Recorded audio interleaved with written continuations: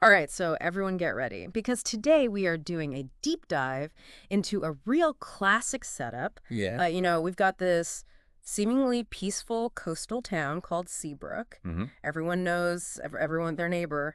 The pace is slow. Right. And then, bam, Yeah. beloved local school teacher Olivia Taylor turns up dead in her garden. Oh, no. Sounds like an accident. Yeah, just a tragic fall. A tragic fall down the steps. Yeah. Except, we're dealing with excerpts from a novel here, so, Right. There's got to be more to it. Oh, yeah, of course there is. And that's where our deep dive begins. I love it. It's like the calm before the storm. You're lulled into this sense of, idyllic small town life. Yeah. And then, boom, the mystery hits you. Exactly. Classic formula, but it always works. Oh, it totally does. And this time we're following Detective Henry Moore. Okay. He's new to Seabrook, looking for a fresh start. Yeah. But, let's be real. Detectives with a past are always more interesting. Oh, absolutely. Wouldn't you say? Yeah, those personal demons, they just add like another layer to the whole investigation. Right. It makes you wonder, is he seeking redemption? Is he running from something? Yeah. Can we even trust this guy? Is he even reliable? Yeah, it's like a whole other mystery on top of the one they're trying to solve. Exactly. And so from the moment Henry arrives at the scene, Okay. something feels off. Mm-hmm. Olivia's got bruising that doesn't quite match a simple fall. Ah, There's this whiff of perfume that seems out of place. interesting. It's like, those little details that make you go, hold on, is this really an accident? Like a puzzle piece that just doesn't fit. Yes. Seasoned crime readers, we live for that. We're always looking for that. It was like the author's dropping little breadcrumbs, knowing full well we're going to pick up on them. Totally. And then, bam, another classic clue drops. What is it? Olivia's personal journal is missing. Ooh. Now we're told she was meticulous about writing everything down. Mm-hmm. So where did it go? That missing journal, my friend, is straight out of the Chekhov's gun playbook. Okay. If the writer mentions a gun in the first act, Right. it's going off by the third. Yeah. That missing journal, Uh-huh. it's not just a random detail. Okay. It's a promise. I like it. There's something in there that is going to be crucial to this case. Mm-hmm. And whoever took it, well, they've got something to hide. Okay, so we've got a suspicious death. Yep. A missing journal. Mm-hmm. Let's meet the usual suspects, shall we? Ah, yes. The lineup. Gotta have them. Every good mystery needs a solid cast of potential culprits. Of course. It's like a game of Clue. Yeah. Trying to figure out who had the means, the motive, and the opportunity. Exactly. So first up, we've got Ben Hargrove, Okay. the town handyman, Town handyman. last to see Olivia alive, Mhm. and then poof, he vanishes. Oh, Is he scared? Is it a guilt too? Right. Or is there something else going on? Now, his disappearance could be a red herring, Okay. just something to throw us off the scent. It's yeah. Or he could be our classic wrongfully accused archetype, Okay. caught in the wrong place at the wrong time, and now he's running scared because he knows nobody will believe him. Oh, interesting. Okay. Yeah. Then we've got Richard Langston, Yeah. wealthy developer with a shady reputation. A classic. Classic, right? Yeah. Turns out Olivia was investigating him. Oh. And guess what? Her notes are gone too. Oh, very convenient. Convenient, right? Oh, Langston's our prime suspect, no doubt about it. Really? He's got the motive silencing someone who is digging into his dirty dealings. Right. It's right out of the corrupt businessman playbook. Yeah. And the missing notes come on. Right. He just screams, I've got something to hide. Yeah. It's like he's daring us to figure it out. Okay. But wait, there's more. Well, there's more. We also have Maggie Cole, Okay. Olivia's best friend. Best friend. They had a public argument. Mm-hmm. There are tears. Oh. And Maggie admits to being in the garden that night. The close confidant with a possible secret. Yeah. Now, this is where things get really interesting. Okay. Was it just a genuine argument between friends, or was there something more sinister at play? Right. Could Maggie be protecting Olivia? Mm. Or is she hiding her own involvement? Yeah. And, this is where I think the setting really starts to matter. Okay. Small towns, they breed secrets. Oh, yeah. Everyone knows everyone else's business, so the stakes are just so much higher. That's a great point. It's not just about who did it, Right. but also how all their relationships and this whole small town dynamic all weave together. Exactly. It's like a pressure cooker. Yeah. All these secrets simmering beneath the surface, and then something like Olivia's death. Right. It just blows the lid off the whole town. Okay, so we've got our suspects lined up. The missing handyman, Yeah. the shady developer, the best friend with a possible secret, Right. But if this was, like a typical whodunit, Mm-hmm. Langston would be too obvious, right? Yeah, he's practically waving a giant guilty sign. Is that intentional? Like, are we being played a little? You're catching on to one of the most delicious parts of crime fiction. Okay. Misdirection. I like it. The author wants us to suspect Langston, maybe even hate him a bit. Right. But that very certainty is Yeah. what makes him, well, almost too perfect as the culprit. Okay, so why would an author do that? Think of it like this. If the solution was obvious from the start, Right. would you keep reading? Yeah, that's true. The fun lies in being led down the garden path, Uh-huh. questioning everyone, and then having that truth revealed in a way you never saw coming. Yeah. And believe me, the more crime novels you read, you start to see the patterns. You do. Okay, so we can't just assume Langston is guilty, Right. even though it seems like he is. Exactly. So where does that leave us with Maggie then? Well, let's look at Maggie through the lens of, classic crime fiction archetypes. Okay.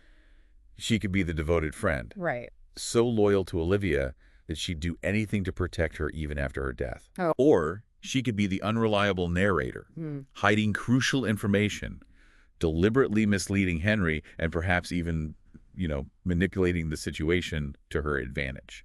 Okay, those are some interesting possibilities. Yeah. But what about the fact that she admitted to being in the garden that night? Right. Isn't that kind of incriminating? It is, but again, context is key. Okay. Why did she go to the garden? Right. What was the argument about? Yeah. We know that Olivia was about to expose Langston, Mm-hmm. and she clearly felt betrayed by someone. Yeah. What if Maggie, maybe out of fear or misplaced loyalty, Okay. tried to talk Olivia out of going to the authorities? Right. It's a classic setup for a confrontation that goes tragically wrong. Yeah. Things can escalate quickly, especially when you've got secrets and strong emotions involved. Oh, absolutely. But even if Maggie didn't mean to hurt Olivia, she still covered it up, right? She destroyed the journal, Right. and that protected Langston in the process. This is where the story dives into that murky gray area of morality. Right. Maggie's actions, even if driven by panic and grief, Mm-hmm. had consequences that rippled outward. Yeah. She might have been trying to protect herself, Right. but she ended up aiding a corrupt man like Langston. Okay. It makes you question, what would you do in that situation? Yeah. Where's the line between self-preservation and justice? Those are some tough questions. I mean, it's easy to judge from the outside, Right. but when you're in the thick of it, facing those kinds of choices, Yeah, who knows? who knows what you would do? Exactly. And that's the power of a good crime novel, isn't it? Yeah. It forces us to confront those uncomfortable truths about human nature. Mm-hmm. It reminds us that even good people are capable of making bad choices, Right. especially when fear and desperation take over. Of course. And let's not forget the author is playing with our expectations too. Yeah. We're conditioned to think that good guys are always morally sound. Right. But what if that line gets blurred? Okay, so we can't just dismiss Maggie as a simple red herring. She's complex, she's made some questionable choices, Right. but maybe there's more to her than meets the eye. Yeah. But then out of nowhere, the missing handyman, Ben, Yeah. shows up again. The return of the prodigal handyman. Right. And of course, he claims to have seen Langston arguing with Olivia on the day she died. Oh, classic. Classic. So is this just more misdirection? Hmm. Or is Ben actually a reliable witness? Well, this is where the author is really testing our detective skills. Okay. Remember what we said about Chekhov's gun? Yeah. Ben's disappearance was too prominent a detail to be meaningless. Okay. He had to come back into the story somehow. So his return was inevitable. Right. But why now? Yeah. And is he telling the truth? Think of it this way. Ben holds a crucial piece of the puzzle. Okay. He could confirm Langston's involvement, Mm, but is he doing it out of a sense of justice? right. Or is there another motive at play? Ooh. Maybe he wants revenge on Langston for something. Okay. Or maybe he's trying to protect someone else. Or perhaps he's just scared and wants to make sure someone gets blamed, Right. even if it's the wrong person. Yeah. It's up to us as readers to figure out where he fits into this puzzle. And honestly, at this point, I have no idea what to believe anymore. That's the beauty of it. Real. The author has done their job. Yeah. We're questioning everything. Mhm. Everyone is a suspect. Right? And we're desperately waiting for that one clue, Yeah. that one revelation that will turn the whole case upside down. Yeah. But I will say this. Okay. I'm starting to wonder if we're too focused on who killed Olivia and not enough on why. What do you mean? Well, we've been discussing Maggie's motivations, Huh? Langston's greed, Yeah, Ben's fear. right. But what about Olivia? Okay. What kind of person was she? What was Mhm. she willing to risk to expose Langston? Yeah. And what if her death, whether intentional or accidental, Okay. wasn't the end of the story, Right. but the beginning of something bigger? Whoa, you're blowing my mind here. I can't help it. I love when a good mystery makes you think beyond the surface. Yeah. And this one, my friend, has layers upon layers. Okay, so we're in like the final act of the Silent Betrayal, Hmm. and things are getting really interesting. We've got Ben back in the picture, Right. possibly pointing the finger at Langston. But you've got me thinking, Yeah. what if Olivia's death is just like the tip of the iceberg? Ooh. What if there's a bigger story here? I'm so glad you're thinking that way. Okay. Because this is where the crime genre can really transcend that, Yeah. like that whodunit formula Right. and become something much more profound. Yeah. Let's consider Olivia not just as a victim, Okay. but as an active player in this whole drama. Mm-hmm. I mean, she was going up against a powerful, corrupt figure like Langston. Yeah. That takes courage, a commitment to truth Right. that probably went beyond, just doing the right thing. You're right. She was willing to put herself on the line to risk everything to expose him. That speaks volumes about her character. Absolutely. But how does that connect to like the bigger picture you were mentioning? Well, imagine this. Okay. What if Olivia's investigation uncovered something even deeper than just Langston's shady deals? Okay. What if her death, however it happened, Mm-hmm. was a way to silence her before she could blow the whole thing wide open? Whoa. So we're not just dealing with a simple murder. Right. Or even an accident, but possibly like a cover-up that goes way beyond Seabrook. That's the question the author's dangling in front of us, isn't it? Yeah. And it's a brilliant move Okay. because it shifts the focus from, individual guilt Right. to something much larger. Okay. Suddenly the stakes are higher, the implications are more far-reaching. Okay, so even if we figure out who's ultimately responsible for Olivia's death, Yeah. that might not be the end of the story. Right. There could be a whole web of corruption, Uh-huh. a conspiracy that needs to be unraveled. Exactly. And that's where the reader, you become a participant in this story. Oh, I like that. It's not enough to just solve the immediate mystery. Right. The author is challenging you to think critically, Yeah. to connect the dots, to see those patterns of power and corruption that might extend far beyond the confines of Seabrook. It's like the story is asking us, what would you do Right. if you stumbled upon a conspiracy like that? Exactly. Would you have the courage to follow the truth, even if it put you in danger? Now you're getting it. Yeah. This is what elevates a good crime novel from, just mere entertainment Yeah. to something that makes you question, Right. that stays with you long after you finish that last page. Okay, but let's not lose sight of the personal element here. Right. We've got Maggie, who's made some terrible choices. Yeah. But maybe she was manipulated. Yeah. Maybe she's more victim than villain. Possibly. And then there's Ben, who's suddenly back in the picture, claiming to have witnessed something crucial. Right. Where do they fit into this larger puzzle? That's the brilliance of this setup. The personal and the political. They're all intertwined. Right. Maggie's fear, Ben's possible desire for revenge, Langston's greed. Yeah. These are all driving forces in the immediate mystery, Uh-huh. but they also reflect those larger themes of, power corruption and the lengths that people will go to protect themselves or those they care about. So we're constantly like shifting perspectives, looking Yeah. at the story through different lenses. Exactly. One minute we're trying to solve a murder. Right. The next we're questioning the entire system. And that's what makes this story so captivating. Yeah. It's like a puzzle box with multiple layers, Mm-hmm. and each one reveals a new facet of the truth. I like. And who knows, maybe the solution to that smaller mystery, Okay. the question of, who's responsible for Olivia's death, Right. will provide the key to unlocking that larger conspiracy. Okay, I'm officially hooked. But even with all these layers and complexities, Yeah. we haven't really talked about the ending yet. Does the author tie up all the loose ends, or are we left with some unanswered questions? Well, without spoiling too much, Of course. let's just say that the resolution is both satisfying and unsettling. Ooh, okay.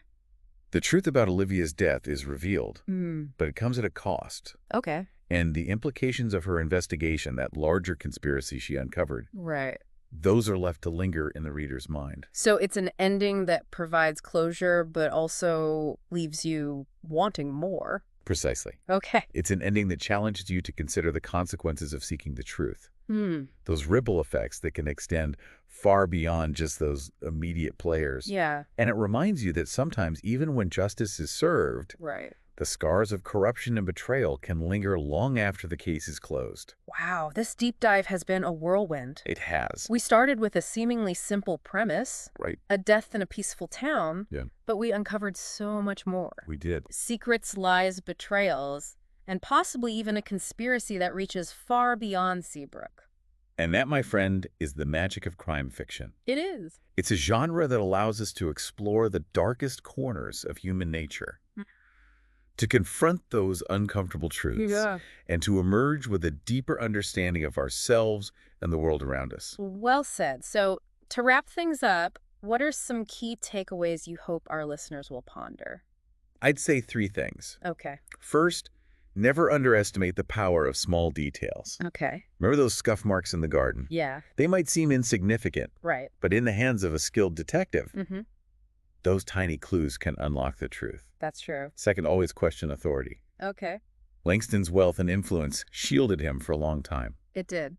It's a reminder that, those in power don't always have our best interests at heart. Right. And finally, be wary of simple answers. Okay. The truth is often messy, complicated, and full of shades of gray. Don't be afraid to embrace the ambiguity, to grapple with the complexities of human nature. That's great advice for both crime fiction enthusiasts and for life in general, wouldn't you say? Absolutely. Because in the end, the most compelling mysteries aren't just about finding the culprit. Yeah. They're about understanding ourselves. And on that note, we'll wrap up our deep dive into the Silent Betrayal. Yeah. We hope you enjoyed the journey as much as we have. I did. Until next time, keep exploring, keep questioning, Why? and keep diving deep